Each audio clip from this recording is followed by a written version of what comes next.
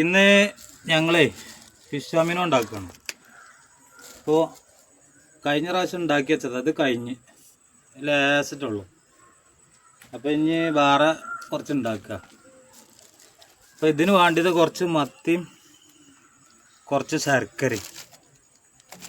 എന്താ വെച്ചാൽ പൂണ്ടാൻ നല്ല സാധനം. അപ്പോൾ അത് ഉണ്ടാക്കുന്ന കോലമാണ് ഇന്ന് കാണിക്കുന്നത്. അപ്പോൾ ഇത് മുറിച്ചിടുക. മുറിക്കണം എന്നില്ല, പക്ഷെ മുറിക്കണം എന്താ വെച്ചാൽ നല്ല ക്ലിയറാവും, അഴുകിപ്പോവും. അത് നന്നാക്കാത്ത മീൻ അത് എനിക്ക് മസാല വെച്ച് ഫുള്ള് റെഡിയാക്കിയറാ കേട്ടോ. അല്ല, ഇതിങ്ങനെ അടി ഉണ്ടാക്കുക.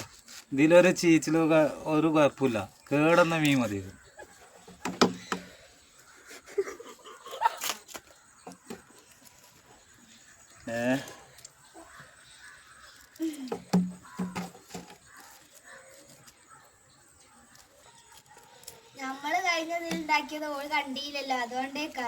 അതിന് ഈ പരിസരത്തേക്ക് വരണ്ടേ? ഇവിടേക്ക് വന്നെങ്കിലല്ലോ ഇതൊക്കെ കാണുള്ളൂ.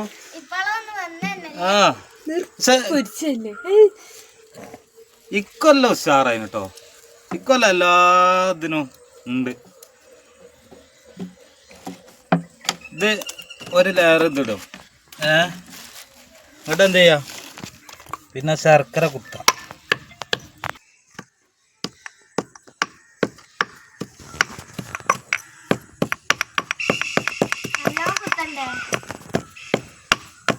നല്ല കുത്തൊന്നും വേണ്ട, അത് അതിൽ കിടന്ന് അളിഞ്ഞു പോകും. ഓ, ഇതത്തെ കോൺക്രീറ്റ് ആയോ?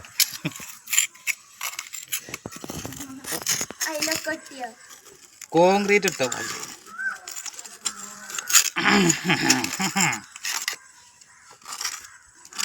ഇത് ശരിക്ക് കറുത്ത ശർക്കര ഇട്ടോ, നമുക്ക് കിട്ടൂല അവിടെ ഇവിടെ. അപ്പോൾ പിന്നെ ഇത് വാങ്ങും. നല്ല കറുത്ത ശർക്കര ഇട്ടു. അജി അരച്ചാൽ റോട്ടുമുക്ക് നോക്കിയതിൽ ഉണ്ടാവില്ല. റോട്ടുമുക്ക് നോക്കിയ കറുപ്പൊന്നും ഉണ്ടാവില്ല. പക്ഷെ ഇതിലൊരു കാര്യം ശ്രദ്ധിക്കാനുള്ള എന്താ വെച്ചാൽ ഒക്കെ കറക്റ്റ് അളവാണ് രണ്ടും. മീൻ അധികമായ സ്മെല്ല് കൂടും. ശർക്കര അധികമായാൽ ഇതിൻ്റെ ഫലം ഉണ്ടാവില്ല.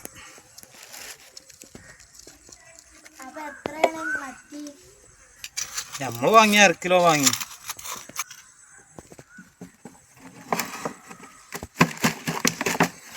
കണ്ടല്ലേ, അത് മൂടുന്ന കോലത്തിൽ ഇടുക. ഇനി എന്ത് ചെയ്യുക, അടുത്ത ലെയർ മീനിടുക.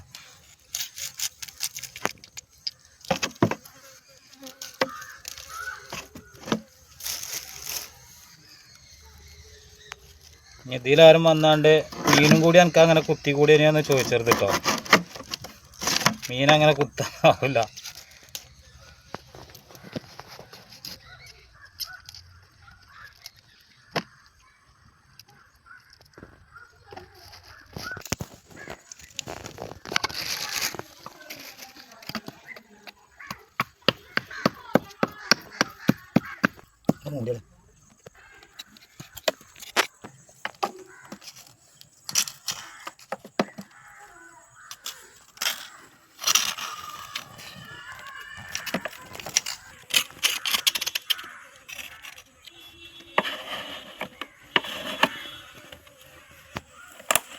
അപ്പോൾ അത് കഴിഞ്ഞു.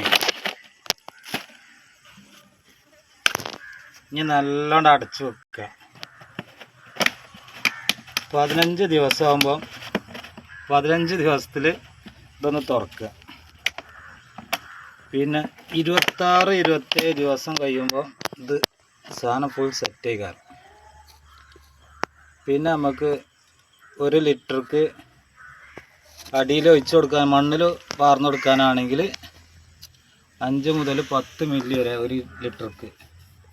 അതേപോലെ സ്പ്രേ ചെയ്യാനാണെങ്കിൽ 5 മില്ലി എടുക്കുക 1 ലിറ്റർ വെള്ളത്തിൽ. എന്നിട്ട് എല്ലാ പൂവാകണ ഇതിന് സ്പ്രേ അടിച്ച് കൊടുത്താൽ പൂവും കായും പെട്ടെന്ന് പൂ കൊഴിഞ്ഞു പോകില്ല. നല്ല കായ് ഉണ്ടാവും, കായ്ക്ക് നല്ല ഫലം ഉണ്ടാവും. ഇത് സെറ്റായി.